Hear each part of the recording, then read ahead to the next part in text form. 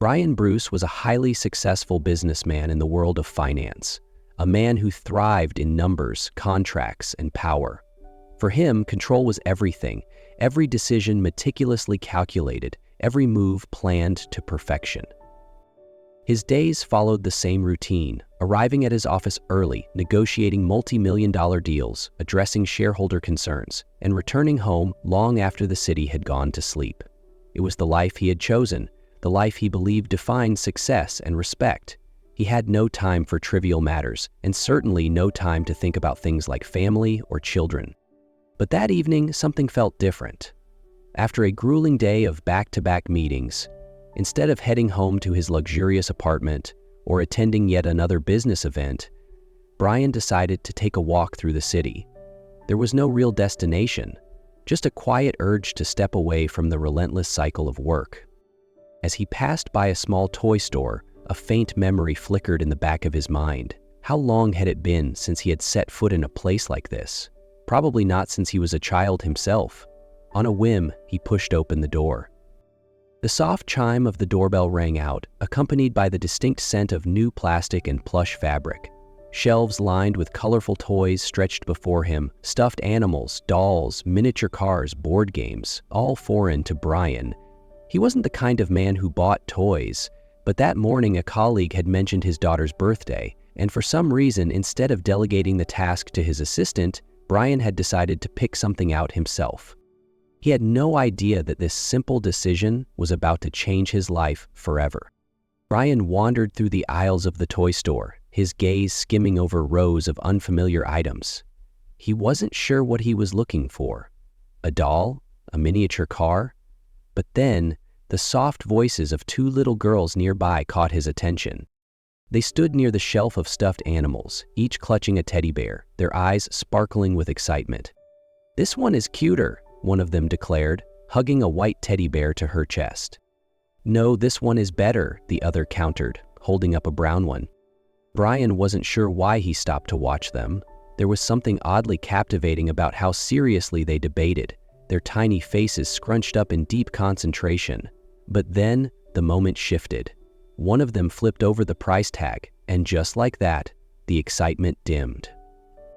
"We can't," the first girl mumbled, lowering her gaze. "Mom said no toys today," the second added, her grip tightening on the bear as if reluctant to let go. Something unexpected tightened in Brian's chest. He was used to a world where money was never an obstacle, where people spent thousands without a second thought. But here were two little girls, hesitating over something as simple as a teddy bear. Before he even realized it, he stepped forward. "What if you take both?" he offered, his voice calm yet warm. The girls turned in unison, their big blue eyes widening in surprise. "Really?" one of them asked hesitantly. Brian nodded, reaching for both bears. "Really. If you like them, you should have them." The second girl tilted her head, studying him with a mix of curiosity and suspicion. "Why?" He let out a small chuckle at her caution. "Because sometimes people should get nice things just because." The first girl's face lit up with pure delight, while the second still seemed unsure. But when she saw her sister's excitement, she finally gave in, gripping the bear tightly. "Thank you, mister," the first one chirped, bouncing slightly on her feet. "You're really nice," the second added, her smile growing. Brian found himself smiling too, something rare and unexpected. "I try." As he walked them to the register, the girls stayed close, whispering to each other in hushed voices. He could tell they weren't used to this, to random acts of kindness from strangers, and for some reason, that made him feel even better about doing it. When the cashier rang up the bears, Brian handed them to the girls himself, watching as they hugged them tightly, their joy so pure and unfiltered that it almost caught him off guard. "Make sure you take good care of them," he said, not sure why he suddenly felt so invested in this small moment. "We will," they promised in unison, their matching voices making him chuckle. Then, just as quickly as they had entered his evening, they turned and ran toward the exit, their excitement carrying them forward. Brian watched them go, shaking his head slightly at how such a small act had turned into something oddly meaningful. He turned back to the shelf, ready to finally pick out a gift and leave. But just as he reached for a toy, something made him glance toward the door again. The girls had run straight into the arms of a woman standing just outside, their little hands tugging at her sleeves as they excitedly showed off their new toys. She bent down, brushing a strand of dark brown hair behind her ear as she listened to them, her lips parting slightly in surprise. Then, as if sensing his gaze, she looked up. Brian's entire body went still. His heart slammed against his ribcage, his breath catching in his throat. Because standing there, holding the hands of the two little girls, was a face he hadn't seen in 5 years. Claire Thompson, the woman he had loved, the woman who had disappeared from his life without a trace. And now, as he looked at the two little girls clinging to her, their blonde hair shining under the store lights, their blue eyes identical to his own, his entire world shattered, every carefully built piece of his life crumbling in an instant. The girls weren't just any children, they were his daughters, and he had spent 5 years missing them without even knowing they existed. Brian stood frozen, his heart pounding as his eyes locked onto Claire's. For a moment, all the noise around him seemed to fade away, leaving only her and the two little girls holding her hands. Claire had gone still too, her grip on Imelda and Hilda tightened instinctively, as if trying to shield them from the storm she knew was coming. Brian swallowed hard, struggling to find words, but only one question made it past his lips. "They're mine, aren't they?" Claire didn't answer immediately. Her gaze flickered between Brian and the girls as if searching for a way out of this moment. But then she exhaled, a breath filled with quiet resignation, and nodded. Yes.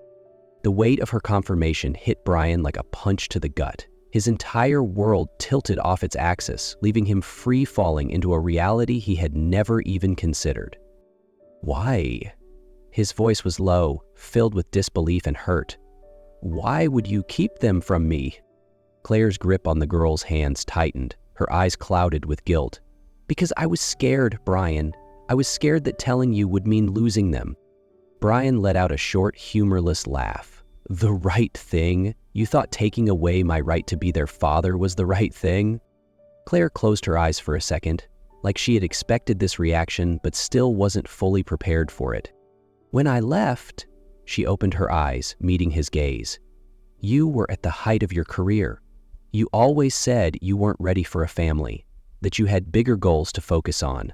I was afraid that if you knew about them, you'd feel trapped, that you'd see them as an obligation rather than something you truly wanted. Brian clenched his fists at his sides, fighting to keep his voice steady.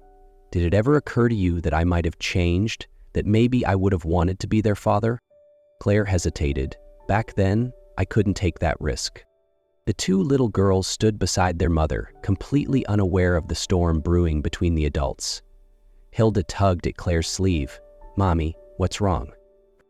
Claire crouched down, brushing a strand of hair behind Hilda's ear, keeping her voice gentle. Nothing, sweetheart. Mommy's just talking to an old friend. Brian felt a sharp sting at those words. Old friend? But now wasn't the time to argue about that. He took a slow, steady breath, his expression firm with resolve. I don't know what you thought back then, Claire, but I know now, and I'm not walking away. Claire studied him carefully, searching his face for any sign of uncertainty. Brian, this isn't something that can happen overnight. For me, it is, he cut in. I have 2 daughters, and I will not let them grow up without knowing who I am. Claire swallowed, then nodded slightly. Then we do this the right way. They don't know who you are yet. I need time to explain it to them before you step into their lives. Brian hated waiting, but this time he understood. Rushing in would only make things worse. He glanced at Imelda and Hilda, 2 little girls with golden hair and blue eyes so unmistakably like his own, and he knew, no matter how long it took, he wasn't going anywhere. Brian had never been good at waiting. In business, he was the decision maker, the one who controlled situations and pushed things forward. But this time, there was nothing he could do but wait. Claire had told him she needed time to explain everything to Imelda and Hilda before he could meet them as their father. And even though the wait made him restless, he knew she was right.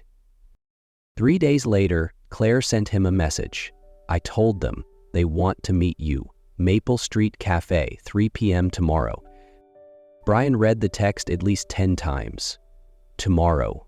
It was finally happening. The next afternoon, as he walked into the cafe, his chest tightened with a mix of anticipation and nerves. He couldn't remember the last time he had felt so out of control, but right now, the feeling was overwhelming. Then he saw them. Imelda and Hilda sat on their chairs, their little legs swinging as Claire spoke to them softly. When Claire spotted him, she gave him a small nod. He stepped forward, his heart pounding harder than it should. The girls looked at him intently. This time, there was no childlike innocence, no oblivious excitement like at the toy store. They knew who he was now, and they were studying him. Brian pulled out the chair slowly, his palms slightly sweaty. "Hi, girls." Imelda tilted her head, her small fingers tapping the table. "Are you really our dad?" Brian swallowed, his throat dry. "Yes, sweetheart, I really am." Hilda bit her lip, gripping her milkshake cup tightly. "Why didn't you find us sooner?" The question hit him straight in the chest. He glanced at Claire, but she remained silent, letting him answer on his own. Brian leaned in slightly, making sure the girls could see the sincerity in his eyes. "Because I didn't know. Your mom never told me, but if I had known, I would have found you long ago." Imelda and Hilda exchanged a look. There was no anger or resentment in their eyes, only curiosity. Imelda rested her chin on her hands, her blue eyes sharp. "Are you going to leave again?" Brian shook his head without hesitation. "No, I'm not going anywhere." Hilda still seemed unsure. "Do you have another family?" He paused for a moment before shaking his head. "No, it's just you two." Imelda blinked, considering this for a few seconds. Then, suddenly, she reached out her small hand. Then, "Hi, Dad." Brian stared at her tiny hand, his chest tightening. Slowly, he placed his own hand over hers, a warmth spreading through him that he had never felt before. Hilda remained cautious, watching closely, but after a moment, she hesitantly placed her hand over theirs. "Okay," she murmured, "you can stay." And in that moment, Brian knew, for the first time in his life, he had found something worth more than all the success he had ever chased. After the first meeting at the cafe, Brian couldn't stop thinking about Imelda and Hilda. They hadn't fully accepted him yet, but at least the door had been opened, and he wasn't about to let it close. He texted Claire, "When can I see them again?" She replied a few minutes later, "They still have a lot of questions, but I think a trip to the park might help. Tomorrow at 10 a.m.? Brian didn't hesitate for a second. "I'll be there." The next morning, he arrived at the park 15 minutes early. He wasn't sure why he felt this nervous. Board meetings with hundreds of investors had never rattled him like this. But the thought of seeing his daughters again had his heart pounding. Then he saw them. Imelda and Hilda ran ahead, their golden hair bouncing in the breeze, while Claire followed behind. When Imelda spotted him, she waved first. "Dad's here," she called excitedly. Brian felt a strange sense of relief wash over him. "Of course I am. I promised, didn't I?" Hilda stopped in front of him, looking him up and down as if assessing whether he was worthy of playing today. Finally, she nodded. "Can you push me on the swings?" Brian chuckled. "I'd love to." He led them to the swing set, carefully pushing each girl to match their comfort level. Imelda loved soaring high, laughing as she swung through the air, while Hilda preferred gentle pushes, content with just feeling weightless for a moment. Brian observed them, memorizing every little detail, their laughter, their preferences, the way their eyes sparkled with excitement. These small things mattered more than any contract he had ever signed. After the swings, they moved to the play structure, the slides, and finally, the sandbox. Brian never thought he'd find himself kneeling in the sand, helping his daughters build the greatest castle ever. But when Imelda commanded, "Dad, make the tower taller," he could only smile and follow her instructions. From a nearby bench, Claire watched quietly. She said nothing, but there was something softer in her expression, something that told Brian she was beginning to believe he was serious about being a father. As the sun dipped lower in the sky, Claire called out to the girls, Time to go, sweetheart. Imelda and Hilda frowned in disappointment. Are you coming back tomorrow? Imelda asked, her eyes filled with hope. Brian crouched down, meeting their gazes. I'll come back every day as long as you want me to. Hilda studied him for a moment, considering something. Then, unexpectedly, she reached out and took his hand. Then you have to come tomorrow. Brian squeezed her tiny hand gently, a warm smile spreading across his face. I'll be here.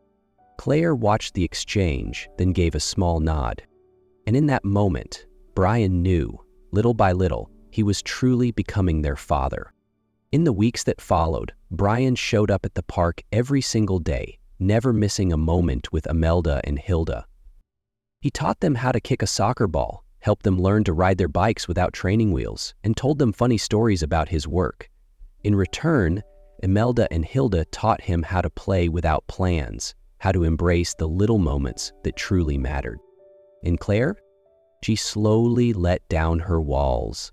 At first, she kept her distance, still unsure if she could fully trust Brian. But every day, as she watched him laugh with their daughters, as she saw the sincerity in his eyes, she realized he wasn't just trying to be a father. He was becoming one.